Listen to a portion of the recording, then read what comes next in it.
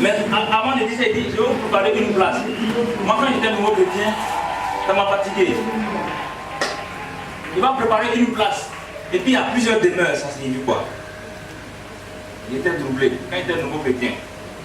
Et c'est après, quand je suis allé à l'école biblique, que j'ai appris que une place, c'est une seule cité, une seule ville, la Nouvelle Jérusalem. Amen. Et plusieurs demeures, chacun de nous aura sa maison dans la cité. Amen. Ça dépend de ton œuvre que tu auras accompli sur la terre ici. Si tu fais bien, tu auras un immeuble, tu auras un château. Si tu ne fais pas bien, mais tu auras une cabane quelque part là-bas. Ou bien ainsi qu'on voit quelque part. Donc, quand ce sera fini, je viendrai vous chercher pour que là où je suis, vous y soyez aussi. Le pasteur l'a dit tout à l'heure. Mais comment? Ma position s'appelle comment? Comme ça? On va s'en ici. Pour être un peu dans le...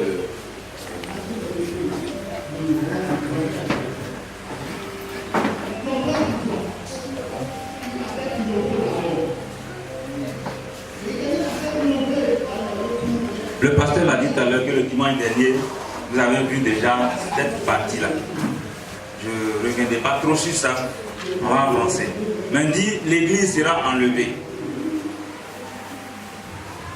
Je considère que Jésus est au ciel ici.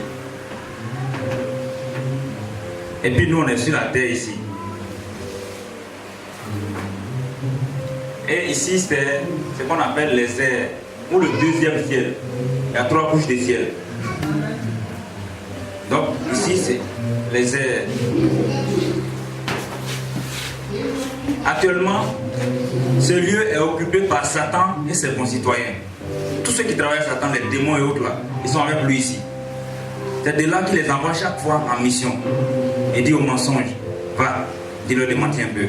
Quand il finit sa mission, si c'est une mission de 2 minutes, il remonte lui rendre compte. J'ai poussé au moins 10 millions de personnes à mentir. Il me dit, ah bon, esprit d'adultère, descends un peu. Il faut les animer, ils vont commettre adultère un peu.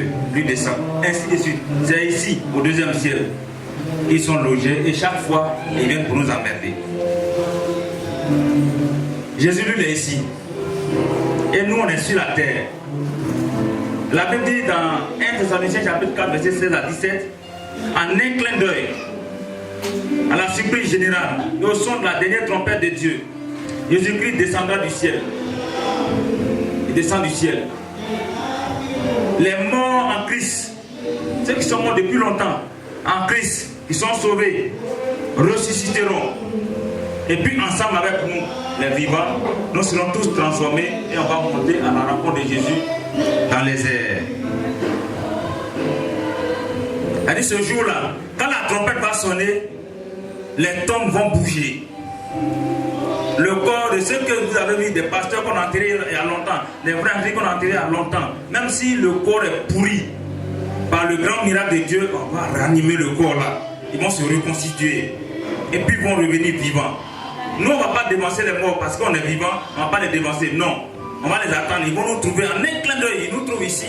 Et ensemble, on est changés. Vêtus d'une robe blanche, nous allons à la rencontre de Jésus dans les airs.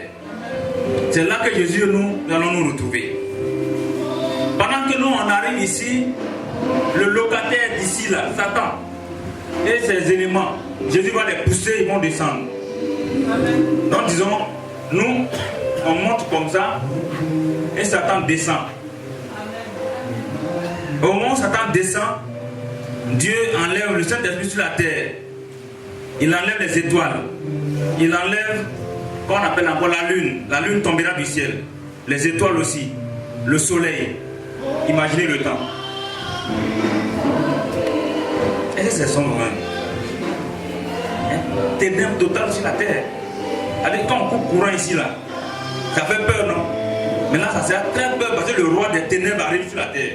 Le diable lui-même. Il arrive sur la terre ici. Et la parole biblique qui dit malheur à vous, terre et mer. Quand le diable descend vers vous avec une ardente colère, ça accomplit ce jour-là. Il est très fâché. On lui a arraché sa place. Là, au moins, il espérait retourner au ciel. C'est là qu'il était, où il a fait son coup de tête qu'on l'a descendu. Mais là, on le descend sur la terre. Il est très fâché. Animé d'une grande colère. Il va maintenant s'attaquer aux chrétiens. Parce ce jour-là, quand la trompette va sonner, on ne prendra pas tout le monde. C'est les généraux qui vont partir, les héros de la foi qui vont partir. Selon Matthieu chapitre 24, on dit 2 personnes seront en train de travailler, une sera prise et l'autre laissée. 2 personnes seront en train de travailler ou alors piler, une sera prise et l'autre laissée.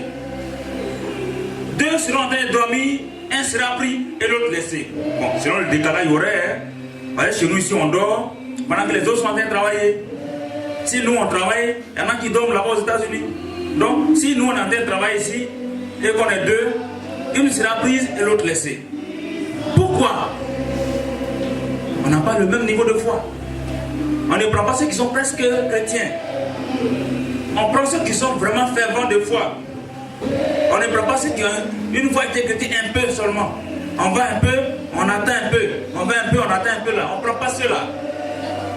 On prend ceux qui sont les vrais consommateurs de la foi. Parce que Jésus lui-même, il est le consommateur de la foi. C'est lui qui rémunère la foi.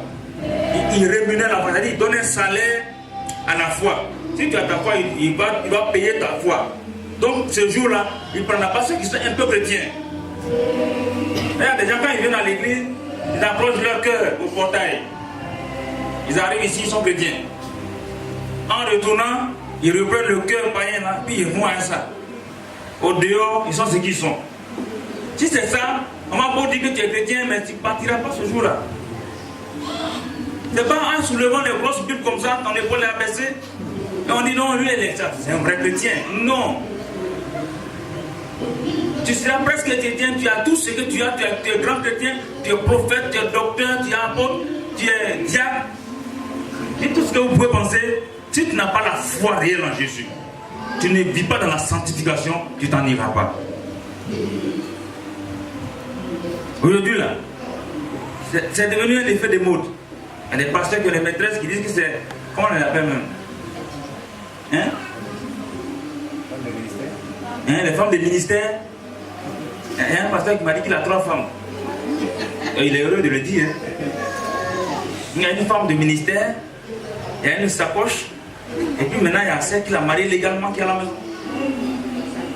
Elle est à la maison là, bon, c'est pour faire les enfants avec elle.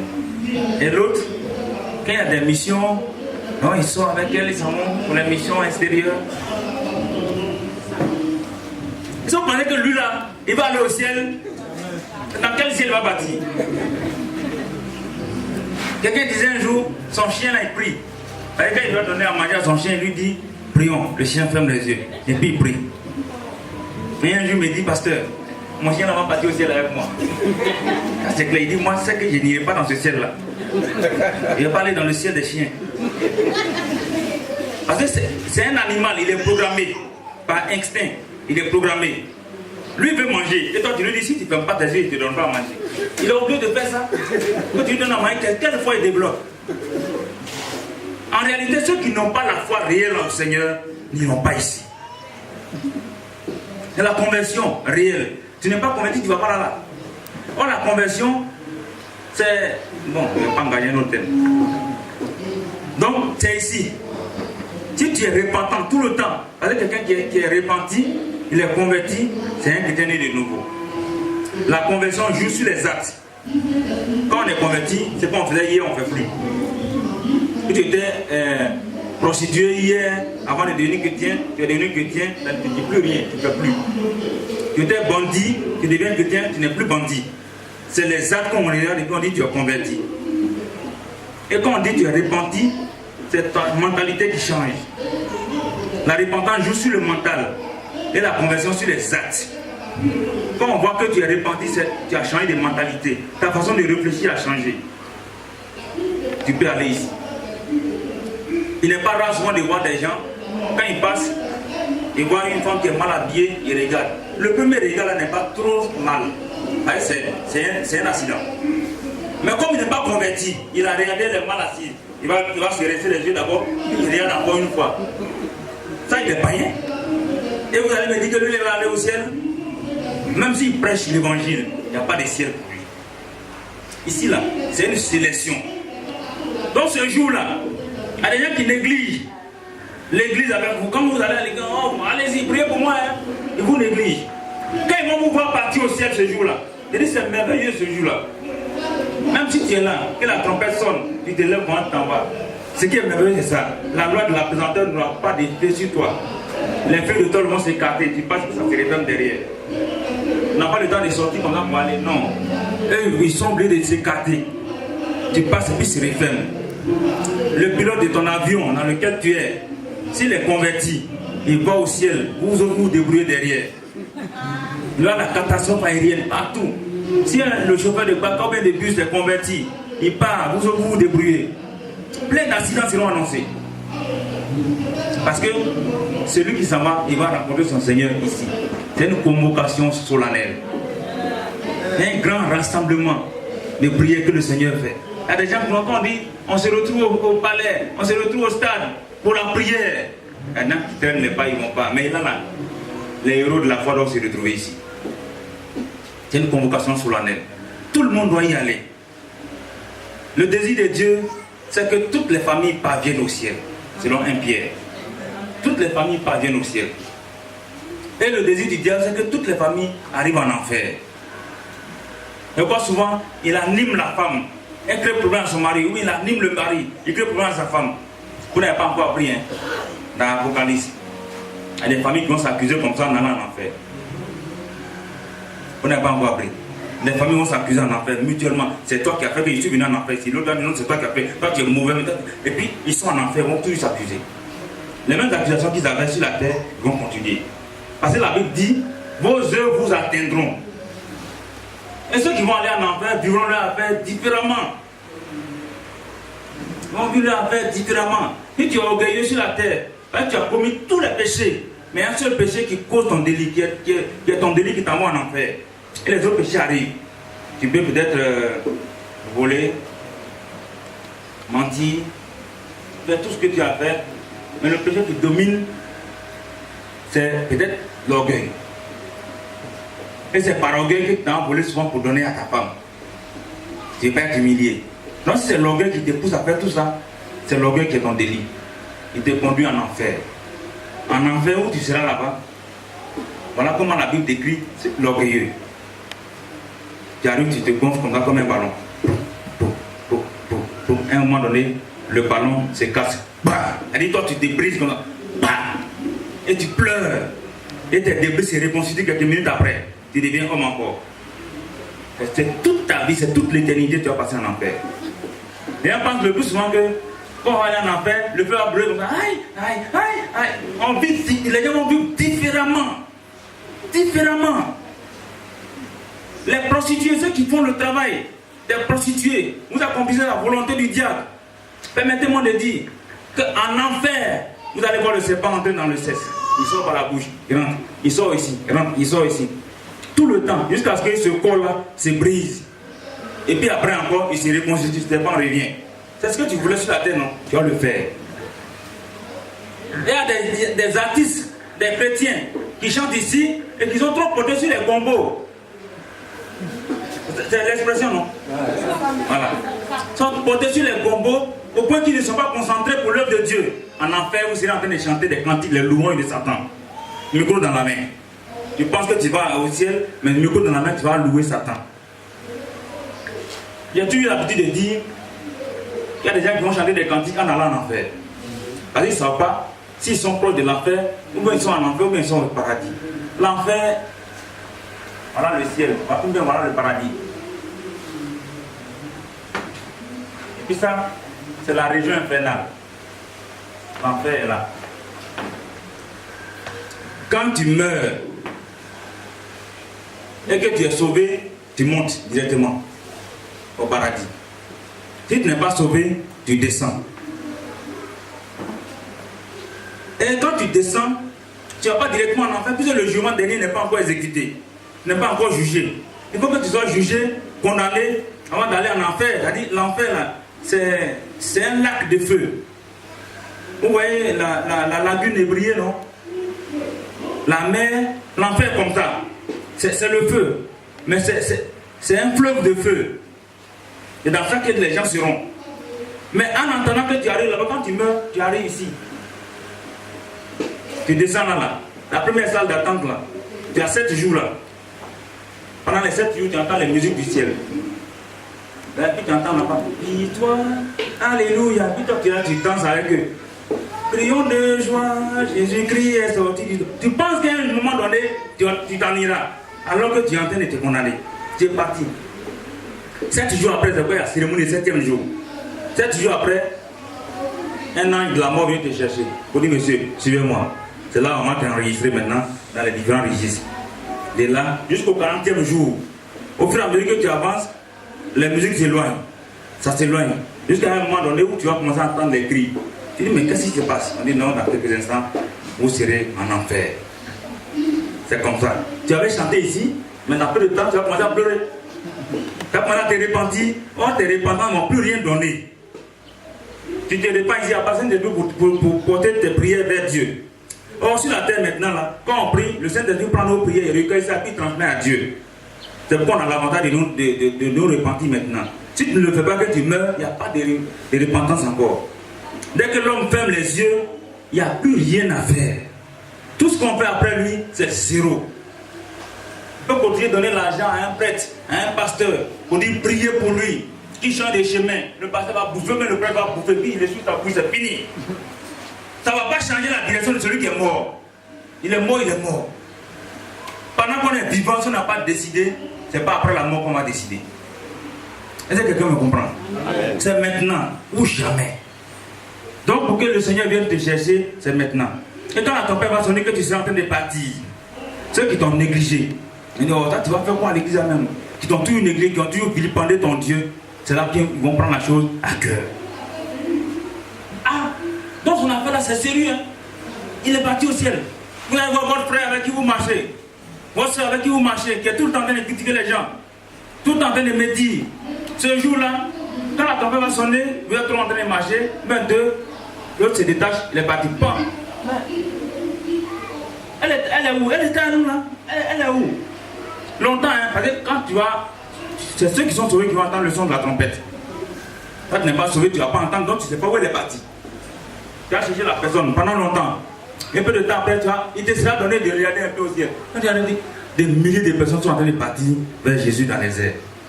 Tu as dit, c'est enlèvement là. Seigneur, aie pitié de moi. Pardonne-moi. Ce sera trop tard. Ton pardon ne va pas arriver là-bas. C'est fini. Au même moment que les anges viennent chercher les élus, ils sont en train de partir, Saint-Esprit part, il déménage, il quitte la terre. Qui va envoyer des prières? C'est pourquoi, pendant que nous sommes vivants, prenons l'œuvre de Dieu à cœur. Une fois nous arrivons ici, ceux qui auront la chance d'arriver ici, il y a ce qu'on appelle le tribunal de Christ. TC. C'est quand on dit le jugement commence dans la maison. Hein. Or, ce jugement-là, ce n'est pas un jugement qui condamne. C'est pour nous aider à avoir les couronnes, pour nous remercier et puis pour nous parer. Donc ici, c'est pour évaluer notre travail. Tout ce qu'on a fait étant dans notre corps physique. Dieu t'a donné de chanter. Dieu t'a donné d'être président des jeunes. Dieu t'a donné d'être président des femmes. Dieu t'a donné d'être pasteur. Dieu t'a donné d'être prophète, d'être docteur. Qu'est-ce que tu en as fait? Il t'a dit d'aller à l'église. Tu as la foi, tu es parti à l'église. Qu'est-ce que tu as fait de ta foi? C'est ici que tu vas rendre compte. Il va évaluer chacun selon ses œuvres. Et quand tu vas finir de rendre compte, c'est là qu'il va nous remercier maintenant. Chacun va avoir sa couronne. Tout à l'heure, je vais vous dire les différentes couronnes. Vous le passer derrière dit ça. Donc, c'est ici, il va nous évaluer. Il dira, bon et fidèle serviteur, assis-toi ici, assis ta couronne, assis ta couronne. Parce que nous sommes en train de nous préparer pour les noces de l'agneau. C'est comme une femme qui va se marier, qui va au salon, 1 mois avant, ou 2 mois avant. Tout ça, c'est pour devenir toute belle. Après, la coiffure, elle teste tous les produits de beauté pour voir si ça peut aller. Et si ça marche, le jour du mariage, elle est bien habillée, elle est bien parée. Le mari même ne la reconnaît même pas. C'est ça. Jésus va nous habiller ici. C'est ici qu'il va nous donner la couronne. C'est pour devenir toute belle en tant que femme pour aller maintenant au mariage. L'église, nous sommes fiancés de Jésus. Vous savez ça au moins. Nous sommes fiancés à Jésus. Et ce jour-là, nous allons aller pour célébrer le mariage. Quand on va finir ici, Jésus lui pourra porter une couronne qu'on appelle l'aura. c'est la meilleure des couronnes. Quand vous regardez les agnis, les baoulés, là, les akans, là, la couronne que le roi porte, là, c'est l'image de cette couronne. Et ils ont compris, nous les gens de l'autre, on ne connaît même pas tout ça. Le chef, il porte son chapeau, il est assis. Or, chez eux ici, le chef a sa couronne. Donc, ils ont compris. Donc, la couronne de Jésus sera comme ça, mais meilleure à celle que les rois akans portent. Et nous, on sera autour de lui. Chacun aura sa couronne. Alléluia. Amen. Alléluia. Amen. Comme nous sommes à un mois de culte, de quoi je regarde là et puis je fais. Pour ne pas qu'on dure un peu. Voilà. Donc après la récompense ici, après ce temps d'évaluation où chacun va rendre compte de ses œuvres, Jésus va maintenant nous donner ses couronnes. Je vais vous lire un peu la nature de ces couronnes-là.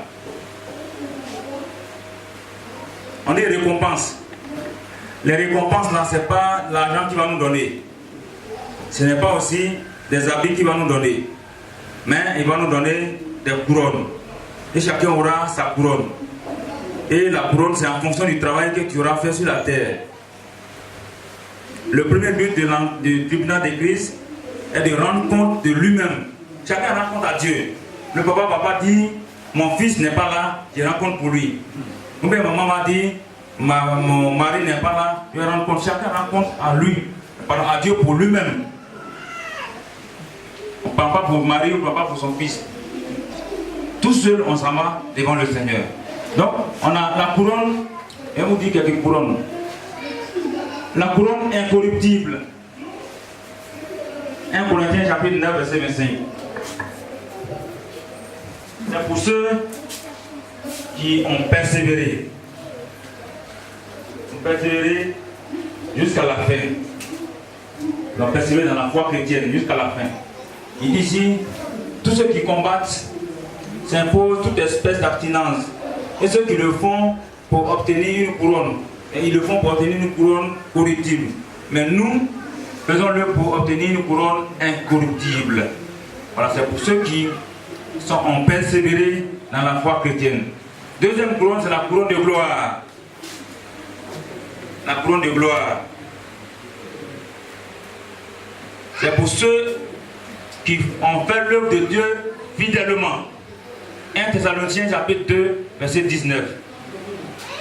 1 Thessaloniciens chapitre 2, verset 19. Ceux qui ont fait l'œuvre de Dieu fidèlement.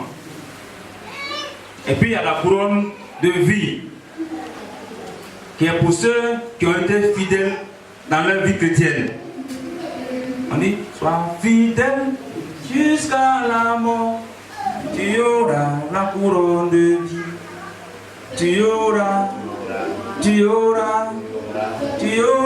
la couronne de vie. Si tu es fidèle jusqu'à la fin, dans ta marche chrétienne, quelles que soient les persécutions, quel que soit tout ce que tes amis vont te dire, les parents vont te faire, tu demeures fidèle jusqu'à la fin, tu auras la couronne de vie. Et puis il y a la couronne de s'asseoir sur le trône.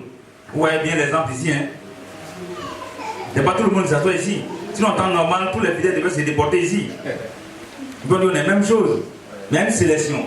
Il y a des gens qui seront ensemble avec Jésus sur son trône. Et ils vont s'asseoir sur le trône.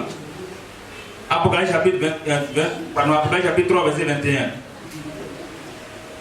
Apocalypse chapitre 3, verset 21. Cette couronne est pour ceux qui auront vaincu le malin. C'est pour les vainqueurs. C'est destiné aux pasteurs qui ont vaincu les tentations, les difficultés. On les appelle les vainqueurs. Apocalypse 3, verset 21.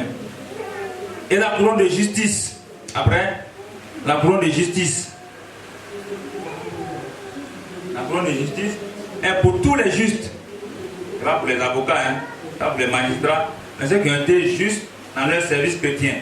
C'est-à-dire, quand tu veux, tu condamnes quelque chose, tu la condamnes pour tout le monde. Mais tu ne condamnes pas pour l'autre et puis favoriser un. J'ai vu un prophète, parce que simplement son président des jeunes a attrapé la main d'une jeune fille et l'a mis sous discipline. 2 mois plus tard, on réalise que la fille du prophète même est enceinte. Elle n'a pas de mari, elle est enceinte. On dit, maman vient, sous discipline. Son père est énervé. Pourquoi vous mettez ma fille sous discipline sans mon consentement? On dit, mais celui que tu as eu sous discipline injustement là, ses parents étaient d'accord avec ça. Le prophète était dans tous ses états. Ça, c'est pas la justice, ça. La justice, tu as mis le sous discipline. Ta vie après ça, tu l'as mis aussi sous discipline. C'est ce qu'on dit justice. Si tu n'es pas juste, tu n'as pas cette couronne-là. Donc la couronne de justice, c'est pour ceux qui auront été justes dans leur service chrétien. Et puis, la dernière couronne, on appelle ça la couronne... oui, c'est ça. La couronne de justice qui termine par une autre couronne là, par votre niveau. La couronne de justice. 2 Timothée chapitre 4 verset 8. 2 Timothée 4 verset 8. Donc c'est avec nos couronnes là. Qu'est-ce qu'on va faire avec nos couronnes? La première des choses, c'est pour adorer le Seigneur. Comme les 24 vieillards, Apocalypse 4 verset 10 à 11. Les 24 vieillards se prosternent devant celui qui est assis sur le trône. Et ils adorent celui qui vit au siècle des siècles. Ils jettent leur couronne devant le trône en disant: tu es digne, notre Seigneur et notre Dieu, de recevoir la gloire et l'honneur, la puissance, car tu as créé toutes choses et c'est par ta volonté qu'elles existent et qu'elles ont été créées. Donc la couronne, c'est pour adorer le Seigneur. Apocalypse chapitre 4 verset 10 à 11. Et puis une autre raison encore des couronnes,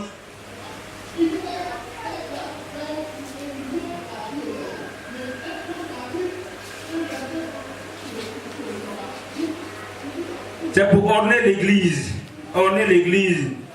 son épouse, et la présenter devant Dieu et devant le Père. Donc l'église est ornée, on va présenter l'église devant Dieu et devant notre Père. Jésus va dire: Seigneur, c'est à cause de cette église que je suis parti sur la terre, la voici. Et Dieu va dire maintenant: allez au mariage, allez pour les noces de l'agneau. Amen. Amen. Amen. Je voulais que quelqu'un lise 1 Thessaloniciens chapitre 5 verset 23.